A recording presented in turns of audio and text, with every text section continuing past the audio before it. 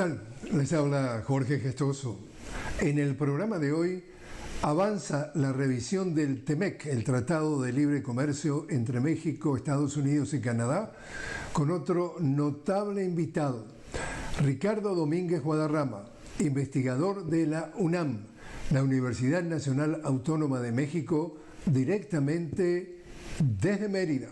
Ricardo Domínguez Guadarrama, una cálida bienvenida al programa. Muchas gracias, Jorge, por la invitación. Ricardo, respecto al avance en la revisión del TEMEC, el Acuerdo de Libre Comercio de Norteamérica, tú has señalado, y acá leo tus palabras, que Washington suele negociar de manera integral y de una posición de fuerza. ¿Tú estás viendo este tipo de clima en esta nueva revisión? Sí, yo creo que se puede confirmar claramente esta afirmación, sobre todo con las amenazas del presidente Donald Trump, en el sentido de que si no logra su gobierno lo que está buscando, entonces fácilmente lo puede denunciar y puede echar abajo el tratado. Entonces es una posición de fuerza, es una posición que quiere establecer de inicio, ¿no? El tipo de negociación que va a establecer la delegación de Estados Unidos y por supuesto el gobierno de Estados Unidos va, digamos, como decimos en México, por todas las canicas del juego. Entonces, Ricardo, ¿se maneja la posibilidad de que Estados Unidos se retire del TEMEC? Se maneja, digamos, en términos de amenaza, entiendo yo, Jorge, porque sería realmente complicado que Estados Unidos se retirara del Tratado de Libre Comercio con México, el TEMEC ahora, porque uno de sus objetivos es frenar el avance de China y la penetración de China en el mercado de los Estados Unidos. Y para ese gobierno, México es un puente natural de la entrada de productos chinos a Estados Unidos. Si Estados Unidos echa para abajo el TEMEC, entonces le abre la puerta a los chinos y podría complicarse el panorama que los Estados Unidos pretenden. ¿Y qué es hoy por hoy la diferencia o el punto de vista, digamos, de discrepancia más relevante en las conversaciones que han tenido hasta este momento? Pues son varias. Mira, quisiera empezar, digamos, a redondear la imagen que nosotros tenemos en México, por lo menos un sector, sobre tres grandes objetivos que vemos que los Estados Unidos quieren, que el presidente Donald Trump y la élite de Estados Unidos pretende con el TEMEC. Yo creo que uno es detener, ¿no?, a toda costa la influencia de China en México, y particularmente acabar con el riesgo de que los productos chinos a través de México puedan seguir ingresando a los Estados Unidos con los aranceles cero que puede otorgar el TEMEC. Un segundo objetivo que creemos que Estados Unidos está persiguiendo, Jorge, es detener o gestionar la migración indocumentada hacia los Estados Unidos. ¿Cómo se vincula esto con los objetivos de Estados Unidos y el TEMEC? Pues a través de la exigencia de que se paguen mejores salarios en México. Como tú sabes, el TEMEC tiene un apartado de cláusulas laborales que llevan a México, obligan a México a estar incrementando el salario porque es uno de los mecanismos que los Estados Unidos prevén que puede evitar la migración ilegal o indocumentada, mejor dicho. Y un tercer, digamos, elemento es que los Estados Unidos quieren controlar las materias primas esenciales para su producción. Y en el caso de México y el TEMEC, esto se va a traducir en exigencias muy fuertes para que la Comisión Federal de Electricidad y Petróleos Mexicanos abran en la posibilidad de una mayor participación de las empresas energéticas y petroleras de Estados Unidos. Entonces son tres grandes cosas que está buscando Estados Unidos a través de este tratado de comercio con México y Canadá. Jorge. Respecto al caso de Canadá, hoy por hoy parecería que está centrando mucho más atención en esa relación Estados Unidos con México que Estados Unidos con Canadá. Canadá está preocupado por el tema de los automóviles. Pues ya abrió su mercado lácteo y ha dicho que si Estados Unidos logra más acuerdos con México, posiblemente Canadá se vaya por un acuerdo más bilateral con los Estados Unidos. Entonces también México ha dicho que por otro lado le convendría aliarse más a Canadá, pero los canadienses tienen otra posición respecto de los Estados Unidos y preferirían en último los casos negociar con ellos de manera bilateral. Entonces, como ves, me parece que hay un escenario muy crispado entre las tres partes, donde además cada parte llega con, digamos, niveles distintos de capacidad de negociación en este foro, ¿no? Y en ese sentido, si tuvieras que de alguna forma poner en perspectiva lo que puede representar que el TEMEC no avance más y de alguna forma se, entre comillas, disuelva, ¿quién pierde más o quién gana más? Mira, lo primero que hay que decir es que, como todos sabemos, de acuerdo con las reglas del TEMEC, en dado caso de que no se logre un acuerdo, un consenso para que dure otros 16 años y que los Estados Unidos o México no lleguen a un acuerdo junto con Canadá, entonces se abre una cláusula que dice que tendrá que ser revisado anualmente durante los próximos 10 años. Hasta donde entiendo, México no ve tan complicado este escenario porque daría tiempo, ¿no?, a seguir convenciendo al gobierno de los Estados Unidos de ir mejorando algunas de las cosas del propio tratado. Entonces no sería automáticamente, si no se llega a un acuerdo ahora, no sería automáticamente el cierre de este, sino que lo prolongaría por 10 años. En un caso extremo, Estados Unidos puede decir, me voy del TEMEC, perdón, y para eso tiene que anunciarlo 6 meses antes, pero en una emergencia podría ser hasta 3 meses se acaba el tratado. Pero se está previendo que si lo más probable es que si no se llega a un acuerdo se abra esta cláusula de año por año durante los próximos 10 años, que tendría que llegarse a una decisión final en el 2036. ¿Qué fecha límite se está poniendo para tomar una decisión por un lado o por el otro? Por lo menos estamos esperando el 1 de julio de este año. Ya indicará hacia dónde van las negociaciones y cuáles pueden ser las posibles resoluciones finales. El 1 de julio es una fecha muy importante porque, como tú sabes, Jorge, hoy justo la delegación mexicana, encabezada por Marcelo Ebrard, el secretario de Economía, por Altagracia Sánchez, que es la representante de este programa por México a nivel de comercio, y también por el secretario de Relaciones Exteriores. Hoy estarán en Washington ya negociando esta segunda etapa. La primera fue previa en mayo. Y hoy, mañana y pasado están ya negociando esta segunda etapa, y el 1 de julio habrá alguna primera resolución que nos indicará hacia finales de este año cuál podría ser la resolución, la respuesta de los tres gobiernos. Y a nivel de gobierno mexicano, reina que el optimismo, el pesimismo, la cautela. Pues mira, yo diría que entre cautela y cierto positivismo, sí. El gobierno de México está muy convencido de que con las pláticas con los Estados Unidos y demostrándole a Estados Unidos, por un lado, que es un acuerdo que le conviene en todos los sentidos a los Estados Unidos, porque va a frenar la participación de China en el mercado de Estados Unidos, porque en la medida en que el tratado siga avanzando, pues también se va a mejorar la gestión de la migración, y en la medida en que sigamos avanzando en acuerdos bilaterales con respecto a la autonomía y la soberanía, se puede seguir trabajando para controlar el tema de la inseguridad. Entonces, México está, yo siento que la delegación mexicana, el propio gobierno de México está muy optimista en el sentido de demostrarle a Estados Unidos las ventajas que tiene esto. Y por el otro lado también está la sensación de que es una posición de negociación lo que está haciendo el gobierno de Estados Unidos, ¿no? Que no nos extraña, es una forma de negociación que tiene el presidente Donald Trump, de lanzar este tipo de amenazas que al final terminan siendo un poco matizadas. Entonces, en ese sentido hay expectativas. Ricardo, te invito a hacer una pequeña pausa. Estamos hablando con Ricardo Domínguez Guadarrama directamente desde Mérida. Estamos hablando sobre el avance de la revisión del TEMEC, el Tratado de Libre Comercio entre México, Estados Unidos y Canadá. Ricardo es investigador de la UNAM, la Universidad Nacional Autónoma de México.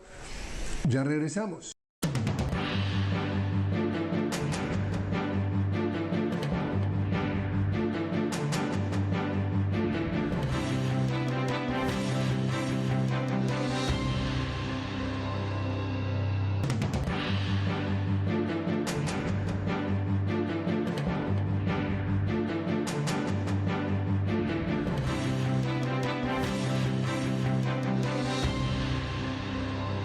Continuamos hablando con Ricardo Domínguez Guadarrama directamente desde Mérida. Ricardo es investigador de la UNAM, la Universidad Nacional Autónoma de México. Estamos hablando sobre el avance en la revisión del TEMEC, el Tratado de Libre Comercio entre México, Estados Unidos y Canadá. Y Ricardo, ha habido siempre, por lo menos en algún tiempo atrás, esas amenazas o sugerencias de que Estados Unidos, para combatir lo que califica como, antes era narcotráfico, ahora lo retituló, lo rebautizó en narcoterrorismo. Ahora todos los grupos ilegales son narcoterroristas y eso ya lo pone en una categoría que lo beneficia desde el punto de vista militar, de que podría internarse en territorio mexicano para, entre comillas, combatirlo.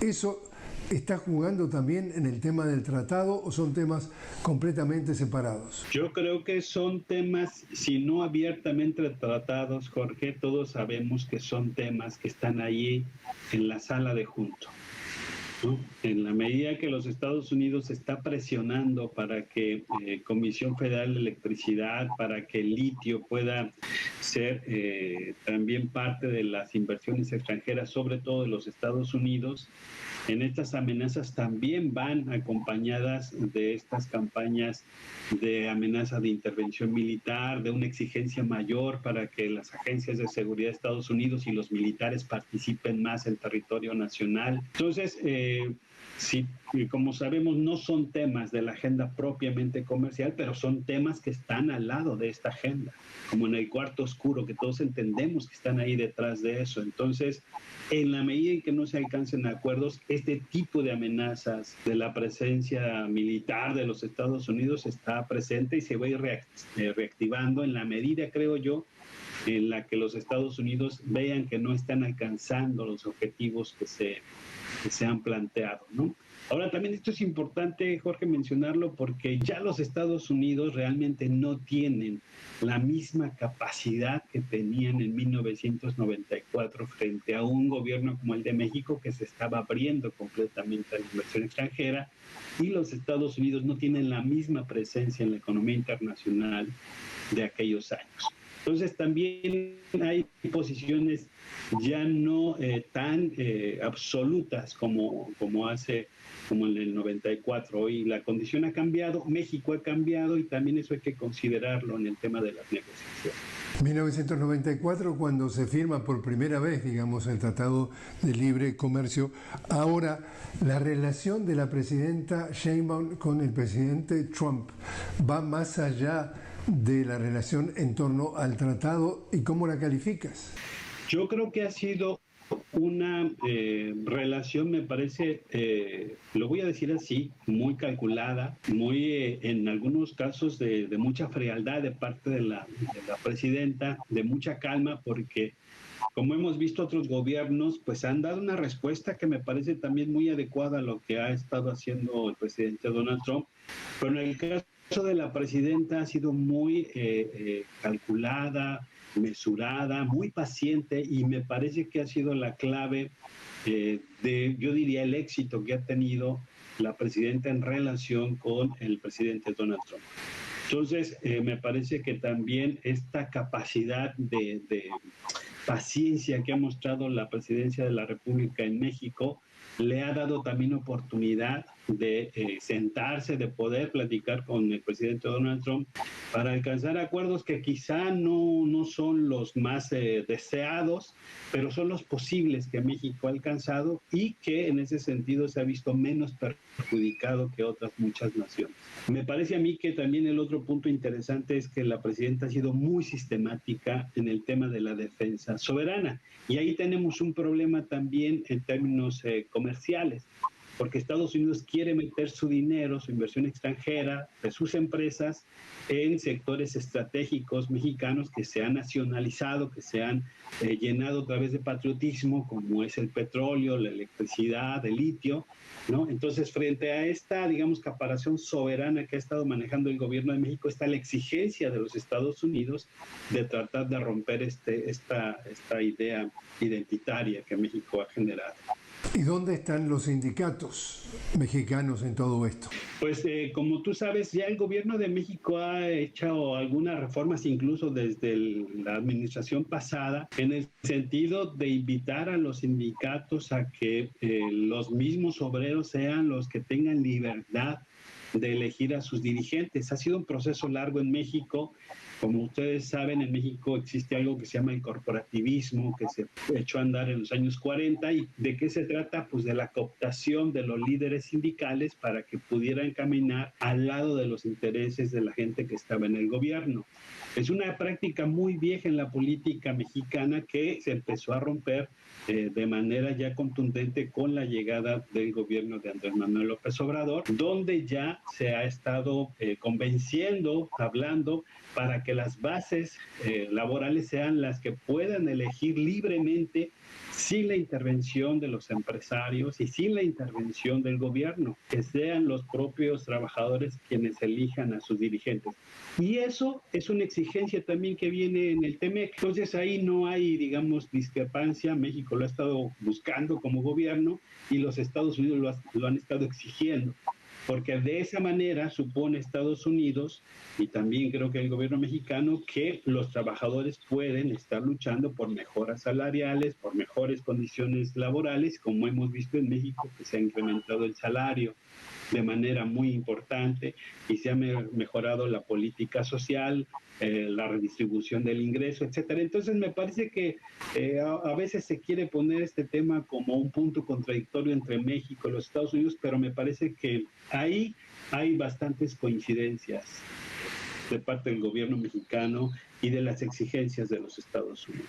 Y en ese sentido, ¿está habiendo alguna lectura de si está viendo el gobierno mexicano, está viendo alguna lectura de injerencia o intento de injerencia o de alguna forma ya empezar a manipular mensajes rumbo a las elecciones presidenciales para justamente sacar de circulación a un gobierno que sería calificado sin ninguna duda como socialdemócrata en Europa?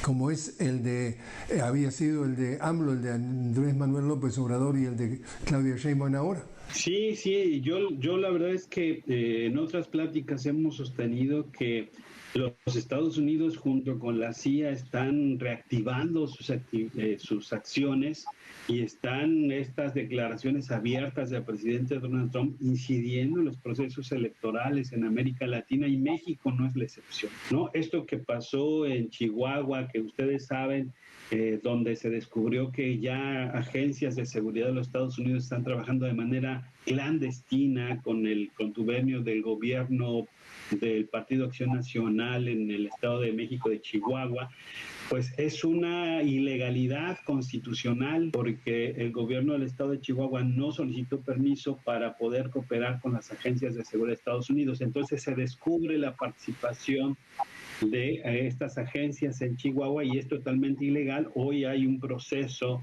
para el desafuero de la gobernadora por el desacato a la Constitución. Entonces, pero esa es una sola muestra de cómo los Estados Unidos están incidiendo ya de manera directa e indirecta en el territorio mexicano, sin considerar que, como ustedes saben, el gobierno de los Estados Unidos, a través de la Embajada de los Estados Unidos en México, está financiando algunas organizaciones civiles en México, y eso lo ha denunciado el propio gobierno mexicano. Por último, entonces, Ricardo, si tuvieras que hacer un vaticinio, ¿cómo termina esta nueva revisión del TEMEC? Y esto es un tema de que se verá año tras año, como tú dices, o esperemos otra vez 16 años para volver a hacer otra revisión. Yo voy a decir lo que me gustaría es que hubiera pausa, que se negociara, pero creo que lo más probable es que se alcance algún acuerdo. Pero lo peligroso para México es que ceda demasiado a todo lo que está pidiendo los Estados Unidos, ¿no? Sí, el gobierno mexicano tiene la capacidad de aguantar la presión que se viene de parte del gobierno Donald Trump y no ceder mucho de lo que está pidiendo Estados Unidos. Sobre todo, está queriendo que el 50% de lo que está en un coche venga exclusivamente de empresas de Estados Unidos, y que el otro 25% sean cosas hechas en México y en Canadá, para que el 75%, el 80% de un automóvil que va para Estados Unidos sea manufacturado y sea creado en estos tres mercados. Y eso inhibe mucho la capacidad de competencia de México. Entonces, es una de las muestras. Si México logra aguantar esta presión y no ceder a todo lo que quiere Estados Unidos, porque sería perder capacidad soberana otra vez. Entonces, si México logra aguantar, posiblemente el escenario sea que los Estados Unidos o firmen algo que les convenga a medias, o que se vayan a este camino largo de los 10 años. No te puedo dar una respuesta contundente, pero ese es el escenario que yo veo. Ricardo Domínguez Guadarrama, muchas gracias por haber estado con nosotros. Te agradezco mucho la invitación, Jorge. Siempre es un privilegio estar contigo.